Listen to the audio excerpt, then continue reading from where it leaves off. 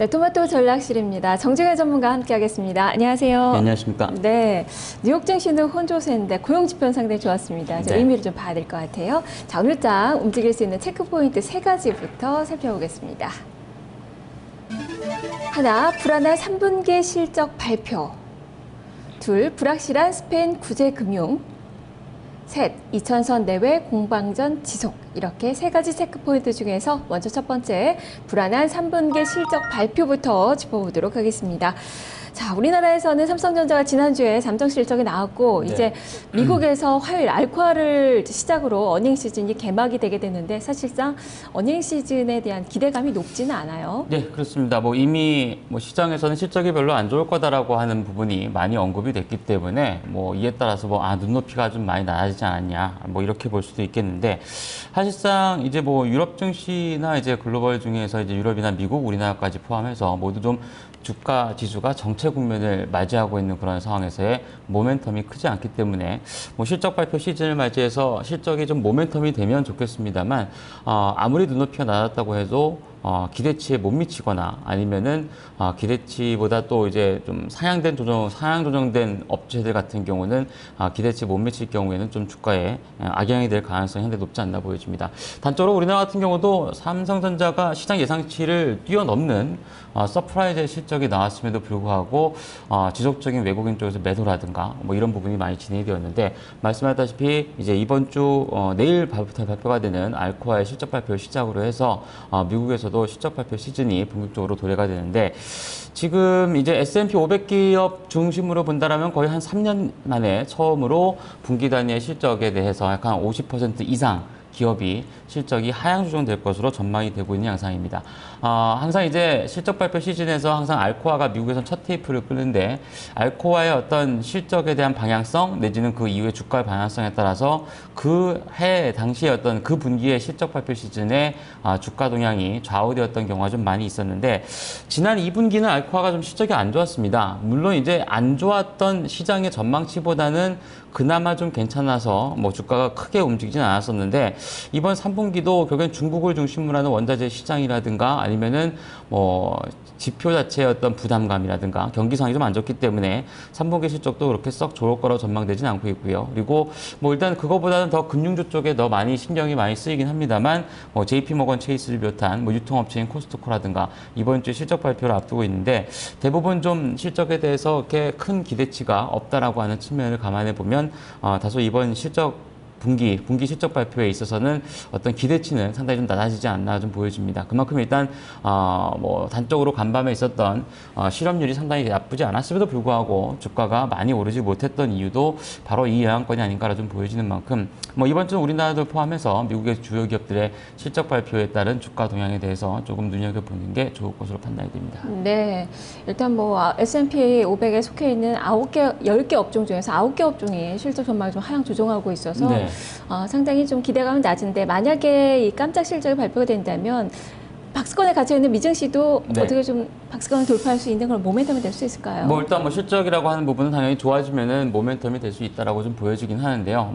최근에 시장에서 이제 미국 같은 경우 보면은 상당히 좀 악재만 있었던 건 아니거든요. 그러니까 근데 호재가 나와서 주가가 오름폭을 키우다가도 결국에는 오후장에 자꾸 눌리고 있는 이유는 잘 아시다시피 이제 그 유럽 관련해 있는 불확실한 어떤 변수도 있겠고, 더불어서 결국엔 일단 중국을 비롯한 일단 그 글로벌 경기에 영향을 미칠 수 있을 만한 그런 부분에 대해서의 경기에 대한 부진이라든가, 그리고 3분기가 당장 좀 좋아진다고 해도 4분기에 대한 어떤 우려라든가 이런 부분이 좀 잔재해 있지 않나 보여지기 때문에, 글쎄 개인적으로는 상승폭은 좀 제한적이지 않을까 좀 보고 있습니다. 네, 실적 모멘텀이, 증시의 모멘텀이 되기에는 조금은 좀 부족한 것 같네요.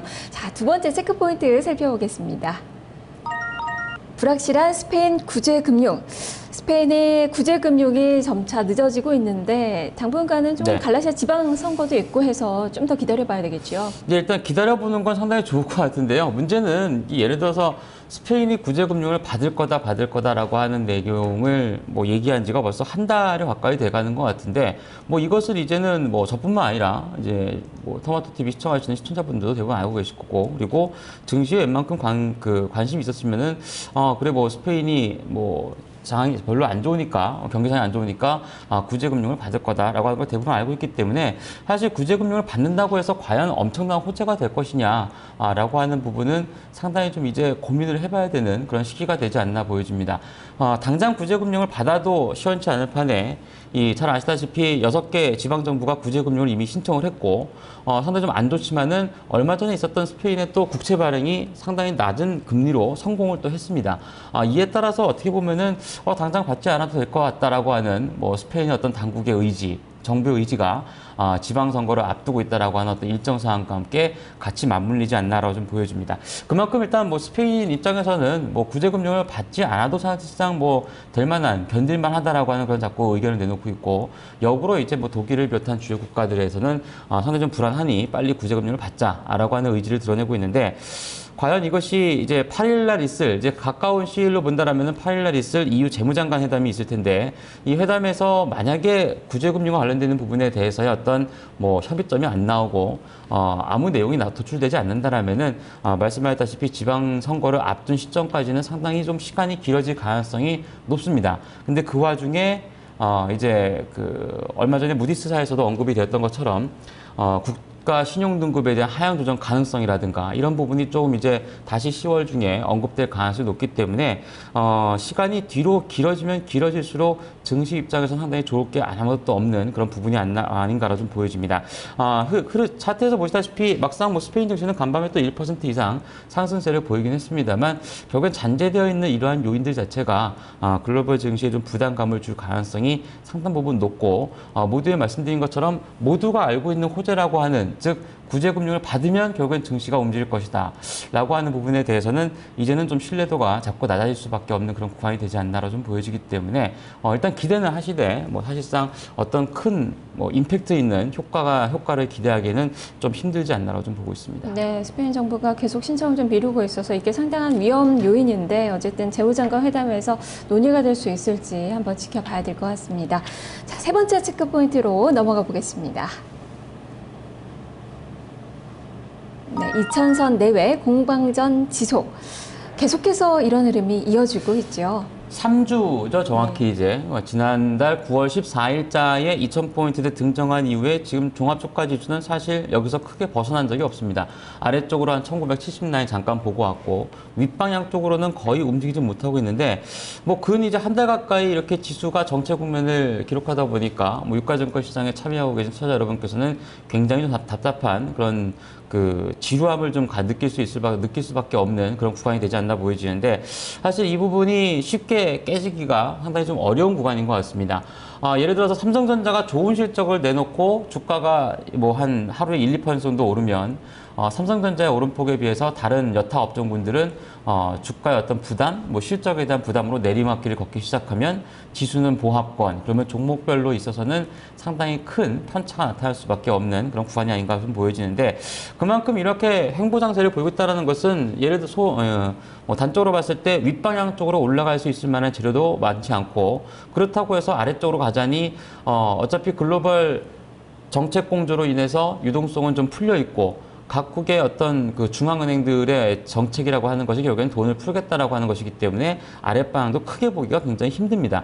그만큼 일단 뭐 재료적인 측면이라든가 이런 부분이 부족하다라는 것이 결국엔 주가를 결정적으로 현 국면에서 묶어놓고 있는 주 원인이라 볼 수 있겠는데, 기술적으로는 최근 3~4일간 연속적으로 개장가 이후에 흐름에서 보시다시피 음봉이 발생하고 있다는 점이라든가, 그리고 삼성전자의 실적을 제외하면은 뭐 이제 포스코라든가, 그리고 오늘 리포트가 좀 상당히 많이 나온 것 같은데 정유업체군들 쪽이라든가 대부분 기대치에 못 미치는 3분기 실적 전망 내지는 발표치를 내놓을 가능성이 높지 않나 보여지기 때문에 삼성전자 이외에는 사실 우리나라에서는 다른 주요 기업군들에 대해서는 실적을 기대하기가 좀 힘든 그런 구간이 되지 않나 보여집니다. 거기다가 이번 주에는 또 만기일까지 있기 때문에 만기를 앞둔 시점에서는 항상 시장이 뭐 위든 아래든 어떤 변동성을 수반한다는 점을 감안해 본다면 다소 시장에 대해서는 좀 보수적인 관점에서 지수가 2000포인트대에 묶여 있다고 해서 언젠가 올라가겠지라고 하는 관점보다는 상당 부분 어떤 변동성이 주 후반으로 가면서 나타날 가능성이 높다라고 좀 보여지기 때문에 다소 시장에서 뭐 시장의 어떤 움직임이 별로 크지 않다라면 잠깐 한 발 빼서 쉬고 있는 것도 나쁘지 않은 전략이 되지 않나로 좀 보여집니다. 네, 쉬는 것도 투자다라는 말씀이시네요. 그렇다면 롱숏 전략 어떻게 세워볼까요? 예, 일단 제한적인 상승 국면이 금일도 나타날 가능성은 높습니다. 유럽 증시가 또 한 1% 올랐고, 뭐 간밤에 있었던 또 실업률도 나쁘지 않았기 때문에 시장의 분위기는 나쁘진 않겠습니다만 결국에 뭐 오늘 하루짜리 대응이 아니라 한 주간을 본다라면 주 후반으로 가면서 만기 관련돼 있는 변동성에 유의를 하시는 것이 오히려 더 좋다라고 좀 보여집니다. 삼성전자를 필두로 하는 주요 IT군 쪽에 대한 실적 기대감은 여전히 유지가 될 수 있을 것 같고 IT라든가 자동차 같은 역시 가급적이면 확실하게 어떤 안정적인 실적을 갖고 있는 업종군들을 골라가시는 것이 좋다라고 좀 보여지고요. 코스닥 시장 같은 경우는 뭐 최근에 간간히 일단 기관성 매물이 하루 이틀 집중이 되면서 하락폭이 좀 나오긴 합니다만 여전히 몇몇 그 실적 관련 테마, 엔터 관련주라든가 관련된 종목군에 대해서는 뭐 관심 갖고 단기 매매를 하시는 것도 뭐 괜찮지 않나 보여지고요. 2000선 내외권역이 좀 단기 저항으로 좀 자리 잡고 있기 때문에 뭐 일단 그 이상권역 올라가게 된다라면 오히려 현금 비중을 좀 확대할 수 있는 그런 구간으로서 대응하시는 것이 좋다고 좀 보여지고요. 주 중반 이후의 변동성, 만기 관련해서는 조금 유의하시는 게 좋겠습니다. 네, 그렇다면 IT와 자동차 쪽에서 오늘의 관심주 골라오셨나요? 어떤 네. 종목이죠? 최근에 분할 상장된 이후에 주가가 내리막길을 걷고 있는 기업이 있죠. 예, 한국타이어인데요. 뭐 일단 사업 회사하고 지주회사하고 있습니다만 뭐 주가의 하락폭이 깊어지면 깊어질수록 유리한 것은 사업회사 쪽이 되지 않나로 좀 보여집니다. 수급 자체는 이틀간 대규모 기관들의 매도가 나타나고 있는데 사실 분할 상장 이후에 갖고 있던 것만 지금 팔아도 어차피 산술적으로는 수익 구간입니다. 그렇기 때문에 팔고 있습니다만 이 수급 자체가 변화가 된다라면은 주가는 좀 빠르게 회복세를 보이지 않을까 판단이 됩니다. 매수가는 전일 종가보다는 조금 높은 수준이지만 뭐 48,000원권 전후로 한 가격대에서는 나쁘지 않다고 좀 보여주고요. 목표 주가는 55,000원권역을 그리고 손절매 가격은 단기 대응을 하실 분들은 47,000원권을 꼭 지켜주시고 대신 약간 시간을 두고 보시겠다라면 오히려 추가적인 하락시마다 비중을 늘려나가시는 전략도 괜찮다라고 좀 보여줍니다. 네, 재상장 이후에 지금 이틀간 하락하고 있는데 목표 주가가 보통 6만 원대가 나오더라고요. 재평가가 오늘 이루어질 수 있을지 좀 봐야 될 것 같습니다. 네. 말씀 잘 들었습니다. 감사합니다.